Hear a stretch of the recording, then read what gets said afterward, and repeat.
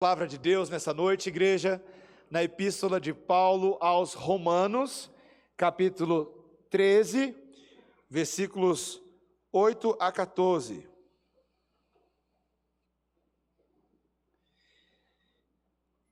Epístola de Paulo aos Romanos, no Novo Testamento, capítulo 13, os versículos 8 até o versículo 14, são a porção que estudaremos nesta noite.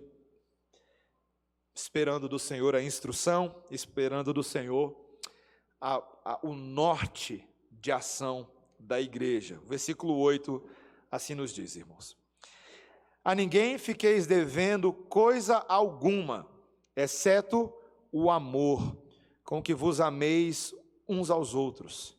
Pois quem ama o próximo tem cumprido a lei. Pois isto: não adulterarás, não matarás, não furtarás, não cobiçarás, e se há qualquer outro mandamento, tudo nesta palavra se resume: amarás o teu próximo como a ti mesmo. O amor não pratica o mal contra o próximo, de sorte que o cumprimento da lei é o amor. E digo isso a vós outros que conheceis o tempo. Já é hora de vos despertardes do sono, porque a nossa salvação está agora mais perto do que quando no princípio cremos. Vai alta a noite e vem chegando o dia. Deixemos, pois, as obras das trevas e revistamo-nos das armas da luz. Andemos dignamente, como em pleno dia, não em orgias e bebedices, não em pudicícias e dissoluções, não em contendas e ciúmes, mas revesti-vos do Senhor Jesus Cristo, e nada disponhais para a carne no tocante às suas concupiscências. Esta é a boa e perfeita palavra do Senhor. Vamos orar, irmãos. Senhor, a tua lei é o caminho que nós precisamos conhecer e trilhar. Somos incapazes de fazer isso sozinhos, então precisamos de ti, Senhor, desesperadamente, do teu Espírito nos tomando pelas mãos como um tutor espiritual e nos conduzindo até as águas de descanso, de refrigério e até onde o alimento está. Ajuda-nos a fazer isso nessa noite pela tua misericórdia, em nome de Jesus. Amém. Irmãos, completem a frase: é preciso amar as pessoas como se não houvesse amanhã. Qual foi o teólogo que disse isso? Isso, Renato Russo. Qual era a igreja dele? Igreja Evangélica Legião Urbana. Isso, joia. Incrível, né, meus irmãos, como algumas músicas marcam, né? Essa é uma daquelas, né? A música Pais e Filhos, da famosa banda Legião Urbana. Eu estava lendo uma análise, um cara que eu gosto de acompanhar, ele faz análise de músicas de MPB, de letra, e ele faz a seguinte análise desse trecho da música: não há sentido em crer que amanhã continuará tudo igual. Não há sentido em pensar que o amanhã será o mesmo que o hoje. Não há sentido em pensar que, na verdade, o amanhã virá. Apenas o hoje é o hoje, não há amanhã. Então, segundo o autor da música, não há chances e oportunidades para o futuro. Existe apenas o agora. A vida, as opções, os caminhos do amor, do perdão, existem hoje e devem ser praticados hoje, sem esperar muito do amanhã. Meus irmãos, é interessante, né? A música está tratando da ideia de que é necessário você praticar o amor à luz de um fim que se aproxima e de um amanhã que a gente desconhece. E ainda que parece haver algum elemento parcial de verdade nessas coisas, porque afinal de contas muita gente canta, então quando muita gente canta parece que é verdade, né? Mas é uma verdade parcial. Nós não devemos amar hoje, porque o amor é um fim em si mesmo. A palavra de Deus amplia demais o nosso entendimento, dizendo que o amor fala de uma realidade que transcende o hoje. Há sim um amanhã. Para os que entendem os tempos do Senhor, o amor diz respeito a uma realidade eterna, de um Deus que ama eternamente e nos chama a amar muito além do hoje. Então, o que fazemos hoje tem muito a ver com o que Deus tem para a história da sua glória. Não é apenas terreno, mas ainda assim é um mandamento para o hoje, e para o amanhã, e para sempre. Meus irmãos, o texto de hoje, a minha tese, não a minha, mas a tese do Espírito Santo pela boca do apóstolo Paulo, é de que o amor é um princípio que deve permear toda a nossa vida, tanto o amor a Deus quanto o amor ao nosso próximo. E isso fica cada vez mais evidente quanto mais o dia do Senhor se aproxima. Nós vamos falar disso em instantes. Então, meus irmãos, nós temos 2 pontos aqui hoje, tá?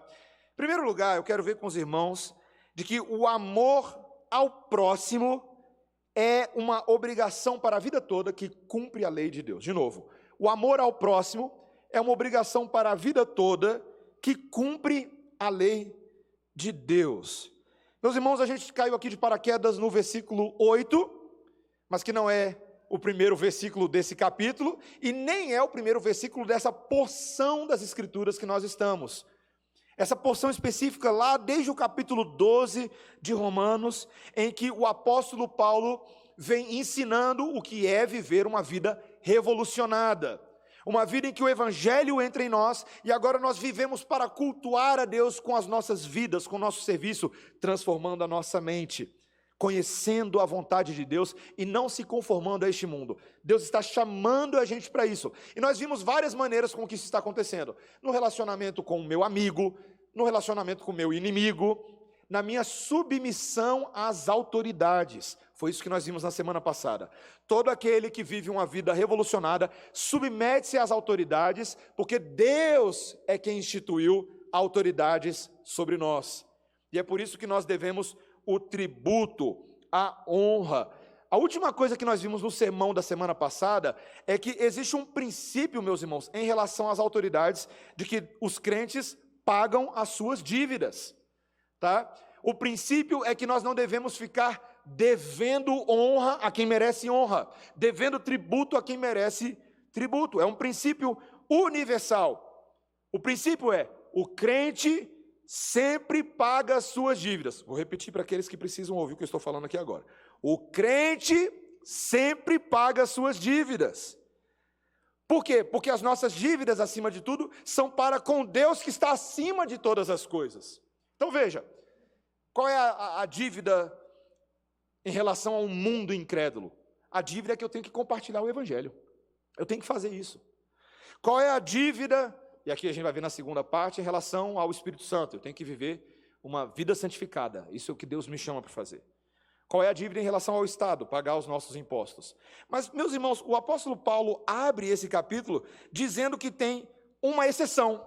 Uma dívida que a gente nunca vai conseguir pagar inteiramente e adequadamente. Veja o versículo 8. Olha o que ele diz: a ninguém fiqueis devendo coisa alguma, exceto o amor, com que vos ameis uns aos outros. Meus irmãos, veja que coisa interessante, né? O único débito que a gente nunca vai conseguir sanar, pagar perfeitamente, é a obrigação de nos amarmos uns aos outros. Interessante isso, né? Você nunca vai poder chegar um dia e dizer que você já amou o suficiente e já deu, entendeu? Porque tem muita gente que pensa isso hoje, né? Principalmente quem está passando por problemas e conflitos relacionais, fala assim: quer saber, pastor, você não conhece a minha história, eu já amei demais. Acabou o combustível do amor. Não tem mais, pastor, não aguento mais comer pizza de banana, não tem mais amor. Acabou. Meus irmãos, como se amor fosse uma coisa que se esgotasse. Não esgota. O amor é um dos principais atributos do nosso Criador. A Bíblia ama definir Deus a partir do seu amor. Veja, Deus não é apenas amor, ou nem a gente pode dizer, como muitos pensam, que o amor em si é um Deus. Cuidado, tá? Deus não é somente amor, e o amor em si não é uma entidade, como se o amor fosse um Deus. Não. Deus é amor, Ele possui amor nele, e esse sim é um dos seus atributos que mais ressalta aos nossos olhos. Meus irmãos, a Bíblia deixa bem claro, e veja, você precisa voltar para o contexto original. Paulo está escrevendo a uma igreja em Roma, que era uma igreja que tinha judeus e gentios dentro dessa igreja como fruto da pregação do apóstolo Paulo. Essa comunidade em Roma era uma comunidade diversificada, não era somente uma sinagoga só de judeus, ou era uma igreja só de gentios, ela era misturada. E o apóstolo Paulo está lembrando essa igreja misturada, difícil, que eles precisavam se amar. Meus irmãos, todo mundo sabe que a gente tem que amar, mas é difícil amar quem é diferente, não é? Por um tempo da minha vida eu morei num contexto fora do país que tinha muita gente diferente. E meus irmãos, quando eu digo diferente, põe diferente nisso, tá? Eu fiz amizade com alguns coreanos e havia uma piada no seminário de que os cachorros de rua, quando começavam a assumir do seminário, porque os coreanos estavam comendo eles, tá? Era uma piada, mas de vez em quando eles comiam umas coisinhas que eu pensava, isso aí deve ser cachorro. Meus irmãos, tem gente diferente demais nesse mundo. E as diferenças vêm também nas nuances de pecado que nos diferenciam. Algumas coisas são comuns a todos nós, mas existem pecados culturais e características diferentes. Meus irmãos, não é fácil pertencer a uma igreja onde a pessoa ao seu lado não se parece tanto com você. Isso traz desafios. Mas Paulo está dizendo, amem uns aos outros. Perceba a mutualidade disso. Não é só... Tem uma música de criança que diz, eu te amo, você me ama, e assim devemos... Meus irmãos, você tem que amar, eu tenho que amar, todo mundo tem que amar. Não é só uma via, é sempre via dupla, sempre, sempre, sempre, sempre. O amor é assim. Deus nos criou dessa forma. Veja, João 3,16 todo mundo conhece. Deus amou o mundo de tal maneira que deu seu Filho unigênito para que todo aquele que nele crê não pereça, mas tenha vida eterna, certo? Deus amou o mundo. O mesmo João que escreveu isso no Evangelho de João, lá na epístola de João, na primeira epístola, no capítulo 4, ele diz, nós o amamos porque ele nos amou primeiro. Se é verdade aqui, se existe mutualidade, ele nos ama e nós respondemos em amor, deve ser verdade aqui também, no horizontal. Meus irmãos, nós devemos saber, o texto está dizendo, que não dá para viver de maneira independente nos relacionamentos. Tem que amar, tem que amar. Nós sempre deveremos uns aos outros esse amor que é uma devoção, uma dedicação uns aos outros. E veja, eu quero que fique bem claro para você que o apóstolo Paulo já vinha falando disso antes. Volta aí alguns versículos. Se você voltar no versículo 9 do capítulo 12, você vai perceber que o apóstolo Paulo já estava falando sobre o amor. Você percebe aí, olha, Romanos capítulo 12, versículo 9, ele diz, o amor seja sem hipocrisia, detestai o mal, apegando-vos ao bem, amai-vos cordialmente uns aos outros, com amor fraternal, preferindo-vos em honra uns aos outros. E aí ele continua dizendo depois outras derivações desse amor no versículo 11. Meus irmãos, veja, eu quero que isso fique claro para você e para mim nessa noite. Nós devemos oferecer amor e nós dependemos desse tipo de amor. Deus não está chamando você só para amar penosamente e sacrificialmente. Nós, na nossa vida, precisamos de pessoas que nos amem penosamente e sacrificialmente. Hoje, meus irmãos, na condição de papai, que eu sou,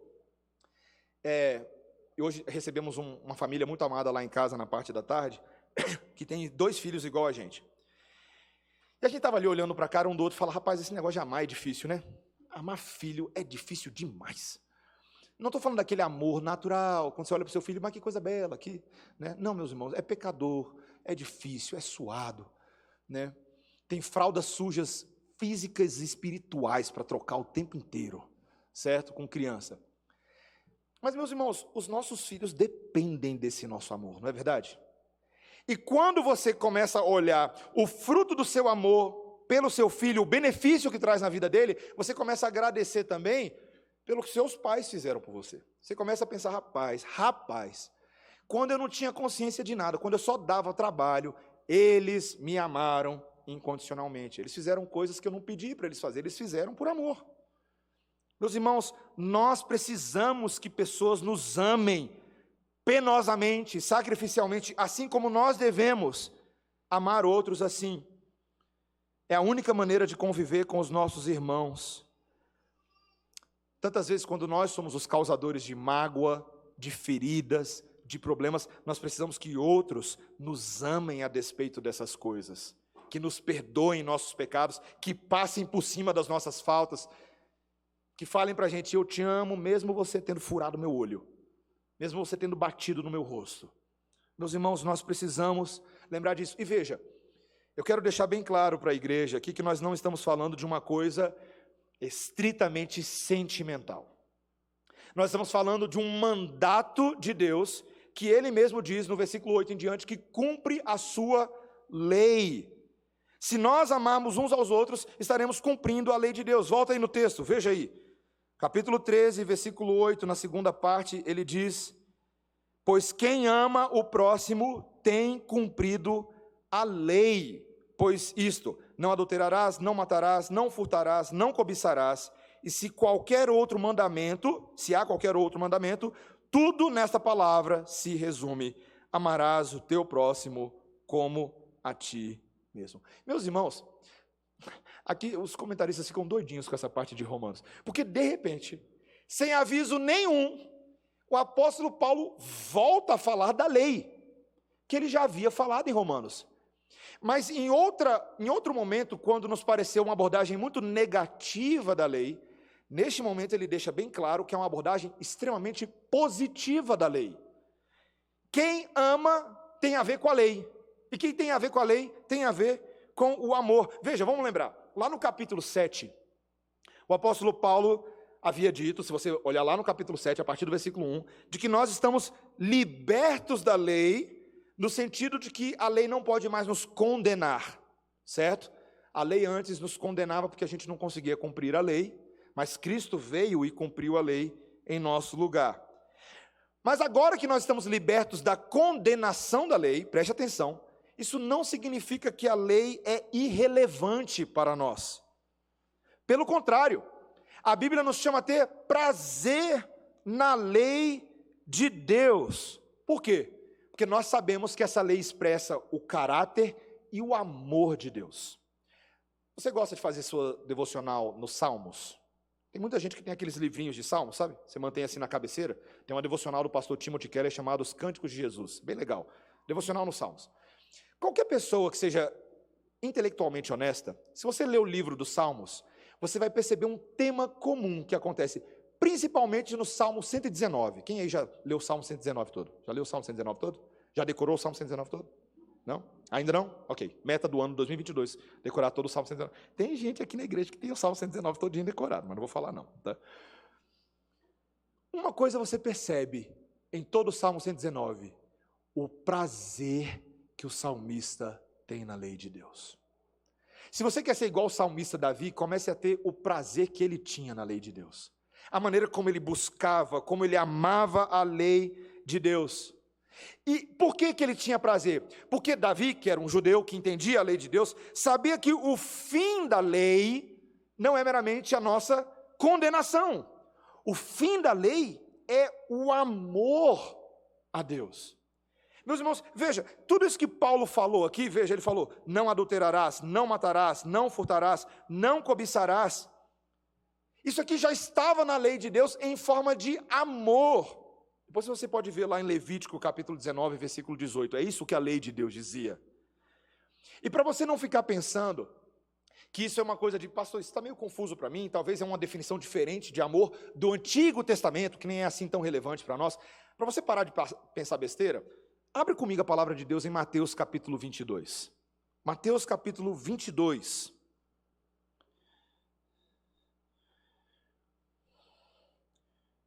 O versículo 34.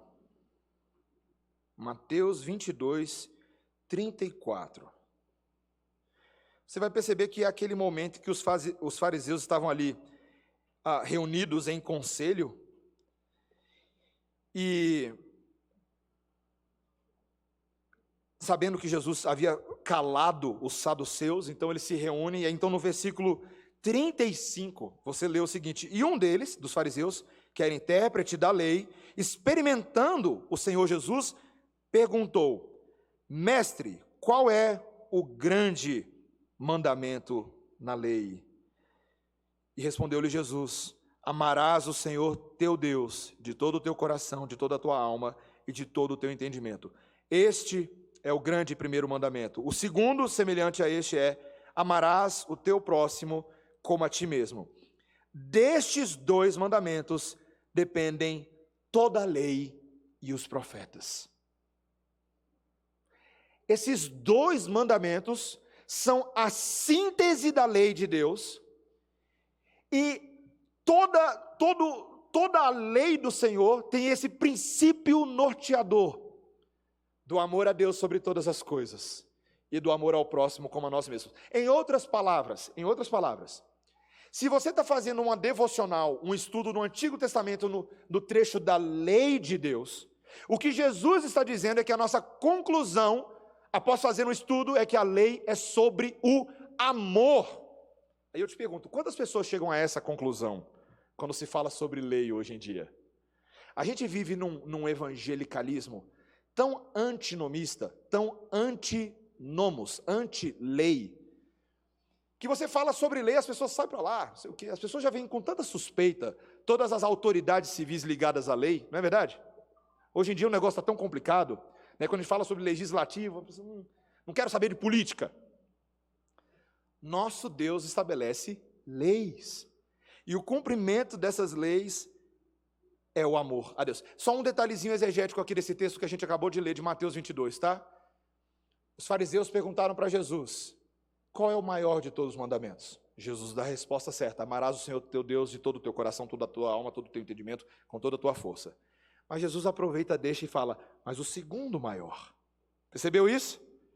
O segundo maior é: amarás o teu próximo como a ti mesmo. Fariseus, vocês não vão ficar livres da implicação da lei de Deus. Amar a Deus sobre todas as coisas deve me levar a amar o meu próximo como a mim mesmo. Por isso que João, na sua primeira epístola, diz que se eu digo que eu amo a Deus, que eu não consigo ver, mas eu não amo e odeio meu irmão a quem eu vejo, tem alguma coisa errada nisso. Isso é um problema, isso é um falso evangelho, isso é uma falsa religião. Se eu digo que amo a Deus, que tanto me amou na cruz do Calvário, eu devo amar o meu irmão e a minha irmã. Brabo, né, meus irmãos? Meta para 2022, tá?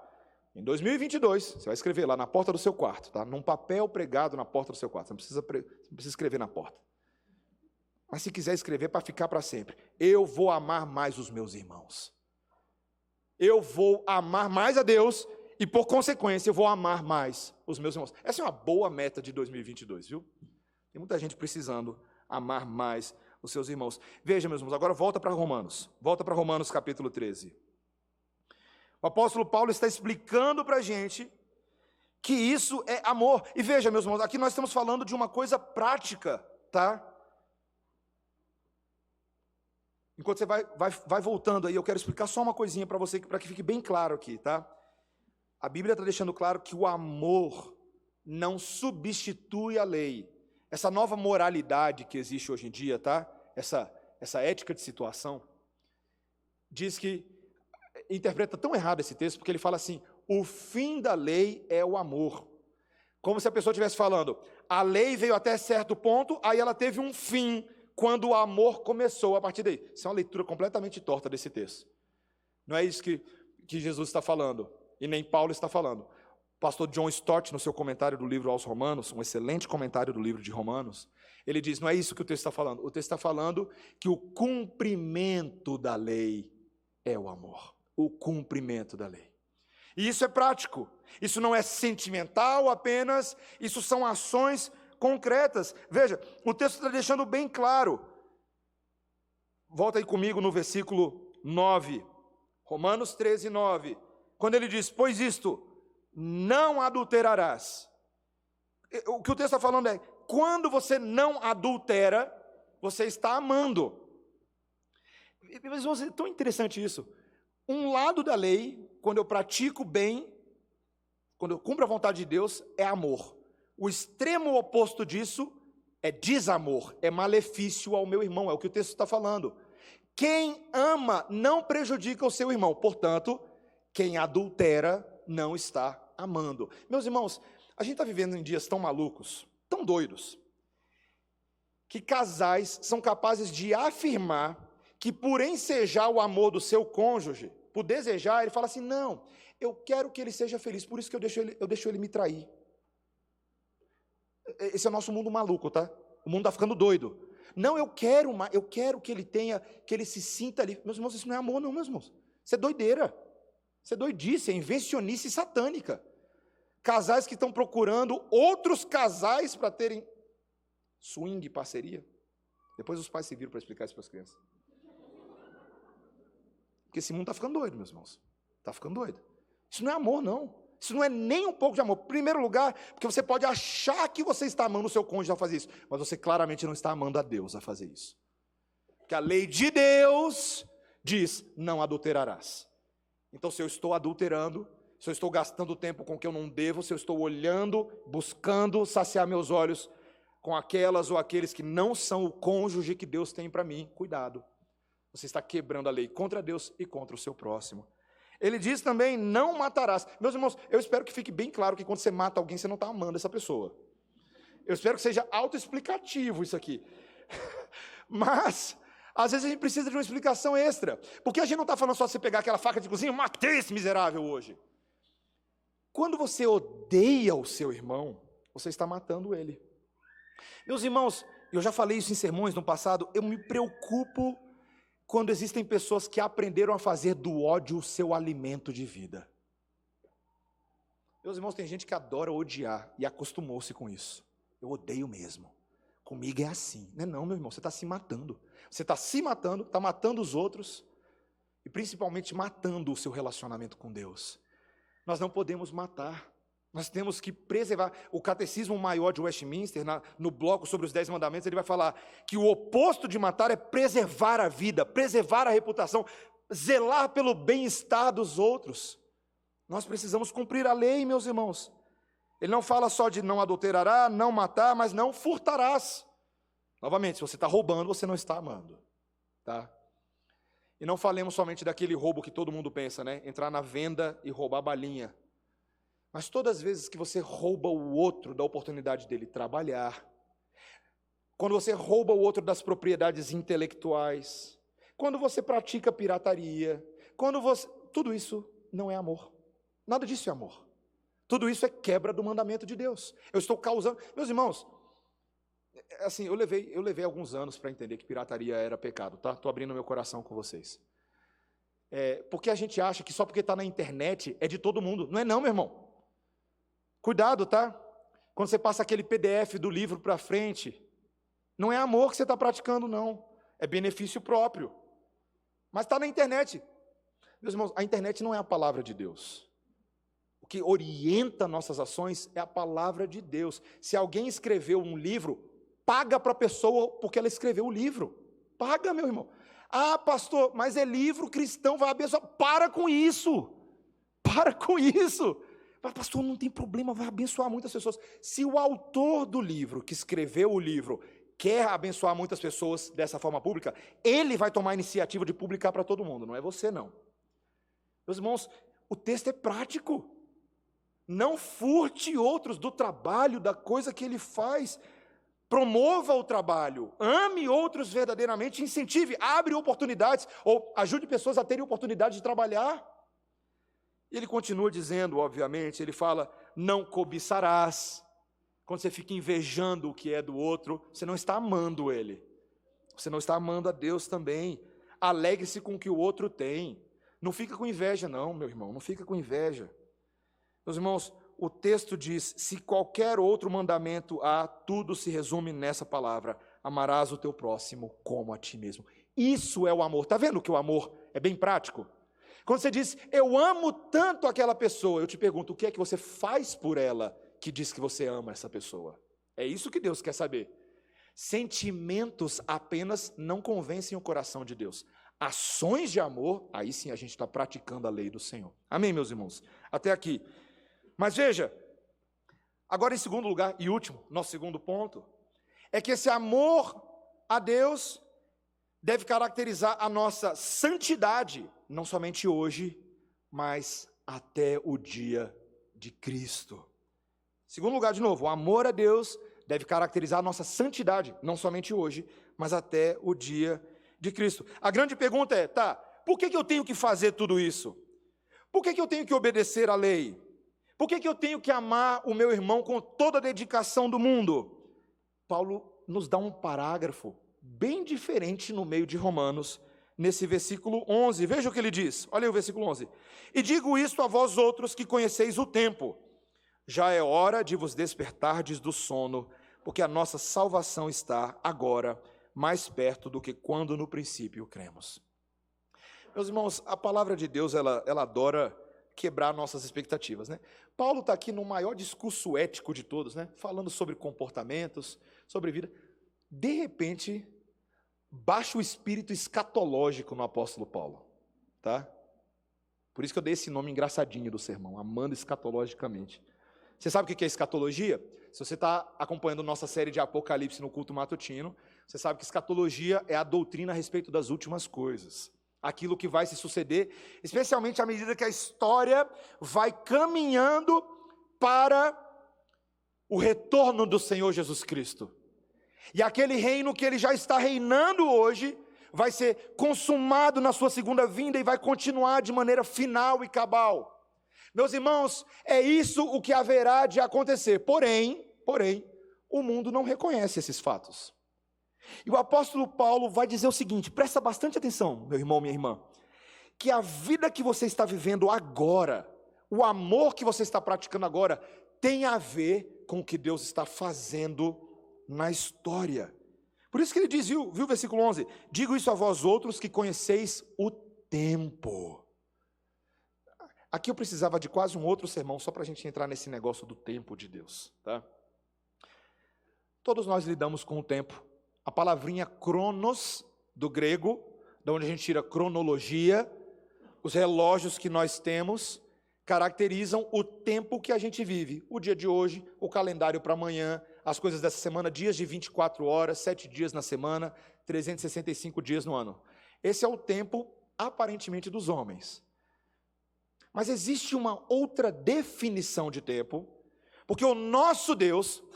E aqui vai teologia pesada, tá? Então se segura aí.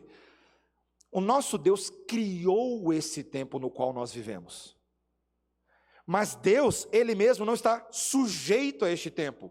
E por isso que a Bíblia descreve o tempo de Deus como kairos. A palavra grega é kairos.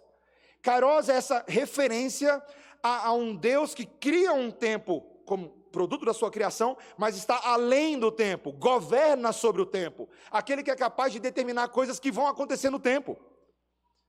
Quando eu estava no seminário e eu comecei a estudar esse negócio de profecias, meus irmãos, isso dá um nó tão legal na nossa cabeça, porque para você estudar profecia, primeiro você precisa falar que Deus não está no tempo, e significa que Deus é eterno, que Ele não tem fim, mas Ele não tem início. Vamos lá, quebra a cuca comigo aqui. Deus não tem início. Quando é que Deus começou? Você não tem nem categoria para definir. Se você botar a sua cuca, vai começar a sair fumacinha da cabeça de todo mundo aqui agora. Se você tentar fazer isso, você não consegue. Porque nós não temos uma definição temporal que não seja o tempo que a gente conhece. Não temos. O tempo de Deus são as determinações que Deus faz da sua vontade dentro do tempo dos homens. Ou seja, o kairos de Deus, os eventos da história de Deus, invadem a história dos homens. E Paulo está dizendo, eu escrevo a vocês que conhecem o tempo. E o que é que vai acontecer nesse tempo de Deus? A palavrinha grega é a palavra parúzia. Meus irmãos, é uma palavra tão importante, por isso que eu digo para vocês que a gente precisaria de um outro sermão, mas é o que ele diz na segunda metade do versículo 11, porque a nossa salvação está agora mais perto do que quando no princípio cremos. Em outras palavras, nós os que cremos e fomos salvos por Deus, aguardamos essa consumação da salvação. Não é que a gente ainda não foi salvo, mas no tempo de Deus a salvação tem algumas etapas, não é? Então veja, uma etapa da minha e da sua salvação é de que Deus um dia entrou na nossa vida, amém? Ele converteu a gente, você está aqui hoje porque Ele entrou. Nesse tempo de Deus Ele fez várias coisas, Ele justificou você, antes disso Ele predestinou você, não é? Ele adotou você como filho. No tempo de Deus, que eu não sabia, no livro da vida de Deus, que eu não sabia, eu só estava vivendo a minha história aqui. Mas um belo dia, a história dele entra na minha história e muda tudo. Mas, meus irmãos, algumas etapas nós ainda aguardamos. Nós ainda aguardamos a glorificação. A glorificação no tempo de Deus é aquele momento em que nossos corpos caídos serão transformados segundo a glória do Filho de Deus. E nós então ainda aguardamos esse momento. E quando é que isso vai acontecer? Eu te pergunto, crente, varão, varoa, quando Jesus voltar. Quando Jesus voltar, nós seremos transformados. Meus irmãos, a Bíblia diz que se aproxima o dia D, porque é o dia com D maiúsculo de Deus. O dia em que todo olho verá, toda língua confessará, todo joelho vai se dobrar para dizer, Jesus Cristo é o Senhor. Ele vai voltar, meus irmãos. A gente falou muito disso hoje de manhã. Se você quer ouvir o resto, ouve hoje de manhã. Mas olha só, Jesus Cristo voltará. E essa parúzia, essa vinda de Cristo, Paulo diz, está mais próximo agora do que quando no princípio nós cremos. Agora olha que detalhe, Paulo estava escrevendo isso para uma igreja há 2000 anos atrás. Há 2000 anos atrás, já estava mais próximo do que aqueles que creram no princípio. Abraão, Isaac, Jacó, Samuel, Davi. Eles aguardavam o Messias que viria. Nós aguardamos o Messias que já veio pela primeira vez. Então, meus irmãos, está chegando esse negócio. Vou fazer a pergunta para você que eu me fiz preparando os 2 sermões desse dia ao longo dessa semana. Quantas vezes na semana você se pergunta sobre a vinda de Jesus? Você vive como quem sabe que Jesus vai voltar? Adoro falar da vinda de Jesus, meus irmãos. Para mim é fácil. Podia ser aqui agora. Eu não sei como ninguém sabe. Realmente ninguém sabe. Para todos os efeitos, poderia ser em 30 segundos. Tá? Eu não vou entrar aqui na escatologia milenarista. Eu só vou falar o seguinte. Poderia ser em 30 segundos. No caso, agora 20 segundos. Tá? E se eu fizesse uma contagem e falasse 10, 9, 8... Jesus está voltando, hein? O que você vai fazer? 5, 4... O que você faria? Você vive à luz de quem espera concretamente a volta de Jesus? Porque vai ser um choque nesse mundo. Um choque. Vai reverberar. As reações dos homens vão ser as mais variadas. Mas como vai ser a sua reação? Só que Paulo está falando, esse dia se aproxima, a noite nesse momento vai alta, as trevas estão prevalecendo, mas o dia se aproxima, e se o dia se aproxima, eu quero saber, Paulo está falando, não o que você vai fazer lá, mas o que você vai fazer agora. E ele diz, primeira coisa, versículo 12, deixemos, pois, as obras das trevas, e revistamo-nos das armas da luz. Meus irmãos, claramente diz, você tem que começar a praticar esse amor à lei de Deus. A lei de Deus aqui e aqui, urgentemente. O verbo é um imperativo. Deixemos. Faça isso agora mesmo. E veja, em outros textos, como em Efésios capítulo 4 e 1 Tessalonicenses capítulo 5, a brincadeira que Paulo faz aqui dessa questão da noite e do dia é a relação entre estar acordado e estar dormindo, tá? Então veja, é muito interessante porque ele fala assim, quem está vivendo esse mundo e ainda está vivendo nas trevas, está dormindo. Mas é hora de vocês despertarem do sono, está na hora de acordar. Sabe igual a sua mãe faz com você de manhã, né? Para os jovens aqui, aqueles que não têm mãe, quando você faz com você mesmo, está na hora de acordar, e você acorda, está na hora de acordar. E esse acordar, meus irmãos, Paulo vai descrever que é você tirar as roupas das trevas e colocar a roupa da luz. Interessante, né? É o despir-se do velho homem, e aqui eu vou fazer uma brincadeira, eu vou chamar de pijama do pecado, tá? Tirar o pijama do pecado e botar a roupa da luz. Meus irmãos, isso é tão maravilhoso. Nós precisamos urgentemente, meus irmãos, urgentemente, fazer uma opção por um estilo de vida que agrada a Deus. E veja, aqui é importante a gente dizer o seguinte, meus irmãos. Em virtude da hora, não do culto, mas do dia de Cristo que se aproxima, nós não devemos apenas nos despertar e levantar, mas temos que nos vestir. De novo, Paulo está falando, não é só você acordar e levantar, é botar a roupa do dia. Porque, meus irmãos, tem muito crente que se julga acordado, que já levantou do seu sono espiritual, mas está andando pelado por aí. E essa roupa do dia, que a gente poderia chamar que é a armadura de Cristo, se você tem o pijama das trevas, o outro lado vai ser com certeza a armadura de Cristo. Efésios capítulo 6. É a roupa de batalha, é a roupa de trabalho, é a roupa do crente. Crente que gosta de ficar cantando corinho de guerra e de vitória, mas não pratica a santificação no dia a dia, está se enganando. Adora ouvir a palavra e o chamado do general, só não gosta de botar a roupa de guerra. Crente não tem opção, meu irmão, minha irmã. Nós somos chamados para ter a roupa certa. E essa vestimenta do dia, em relação das trevas, é abandonar o comportamento das trevas e passar a ter o comportamento do dia. É isso que Paulo está chamando. Novamente, é prático. Não é teoria. Veja, olha o que ele diz no versículo 13. Andemos dignamente, como em pleno dia, não em orgias e bebedices, não em pudicícias e dissoluções, não em contendas e ciúmes. Meus irmãos, Paulo está descrevendo aqui o comportamento que era típico daqueles que não eram do dia. Por exemplo, orgias e bebedices. Parece Roma, 2000 anos atrás, e Brasília, século 21, tempo presente. Tá? Não tem tanta coisa diferente. O povo gostava de festa lá e hoje. O povo gostava de barulho lá e hoje. O povo gostava de devassidão lá e gosta hoje. Paulo está falando, crente acordado com a armadura de Jesus, não viva em orgias, não viva em bebedices. Poxa, será que ele não está chovendo no molhado? Será que ele não está falando uma coisa que todo mundo deveria saber? Sim e não, né, meus irmãos? Porque se ele está falando é que tinha crente, que se dizia crente, vivendo a vida do velho homem. Meus irmãos, até hoje, eu estou falando com você, jovem presbiteriano da Igreja Redenção. Meu caro jovem gosta de se divertir.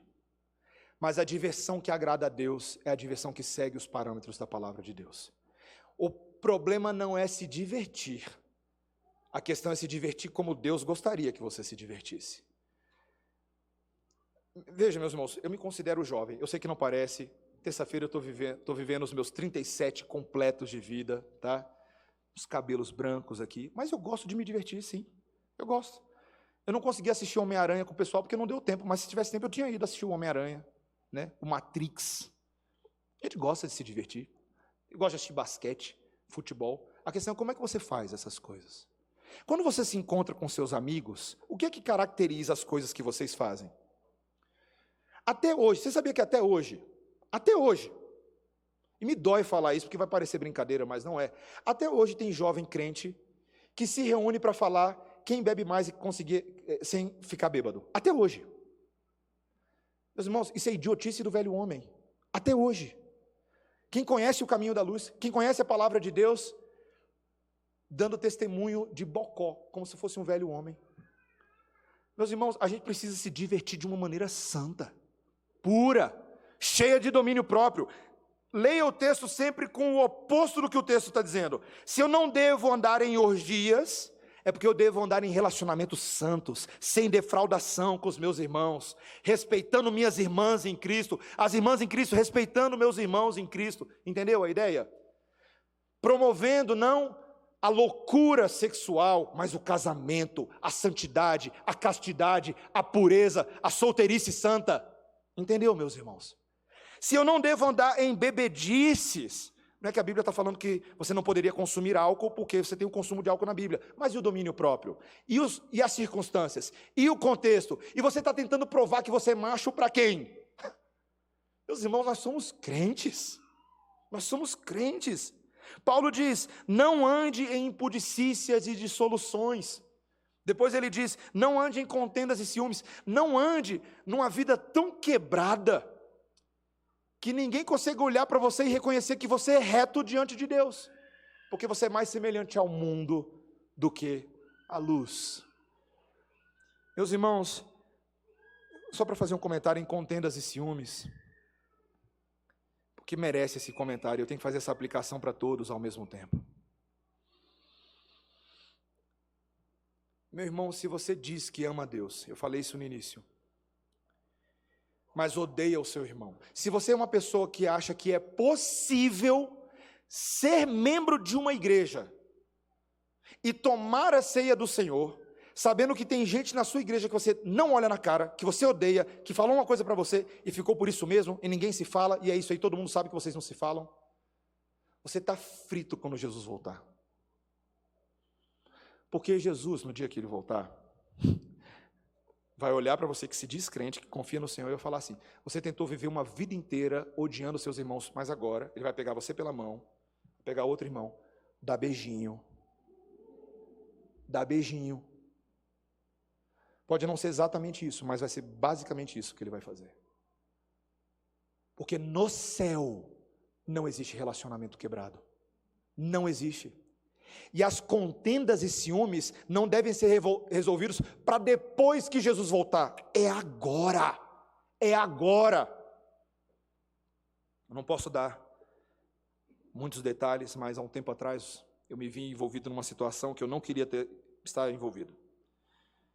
Uma situação que, pelo que aconteceu, acabou promovendo uma espécie de contenda entre eu e um irmão.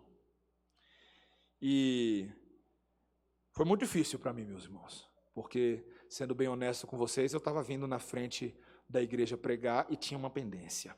Eu sabia disso. Tentei resolver o melhor que dava, não foi tão bom quanto poderia ter sido. E era uma pendência. Graças a Deus, o irmão que não é pastor, mas é mais crente que eu, me ligou para tomar um café. E nós sentamos, e choramos, nos abraçamos e conversamos. Eu afirmo para vocês que é infinitamente superior pregar o sermão sem essa pendência do que pregar com essa pendência. Deus não chamou a gente para ficar vivendo em contenda, meus irmãos. Eu espero que hoje à noite o Espírito Santo fale tão claramente com você o seguinte: não espere o seu irmão vir até você para resolver. Vá você na direção dele, no poder do Espírito Santo, e resolva esse negócio. Faça isso. Livre-se de pendências. Não fique devendo nada a ninguém, senão o amor com que você ame o seu irmão e ele te ame também. Paulo encerra esse versículo dizendo: mas revesti-vos do Senhor Jesus Cristo e nada disponhais para a carne no tocante às suas concupiscências. Meus irmãos, no fim das contas, ao fazer tudo isso, o que nós estamos fazendo é trazer a obra de Cristo sobre nós. É isso, esse é o ponto. Ser como Jesus em tudo, falar como Jesus, amar como Jesus, sofrer o dano como Jesus, sofrer injúria como Jesus, não revidar como Jesus. Esse é o grande ponto. Meus irmãos, que privilégio será, e aqui é uma pura especulação, não acho que isso será a verdade nos termos que eu vou colocar, mas que privilégio será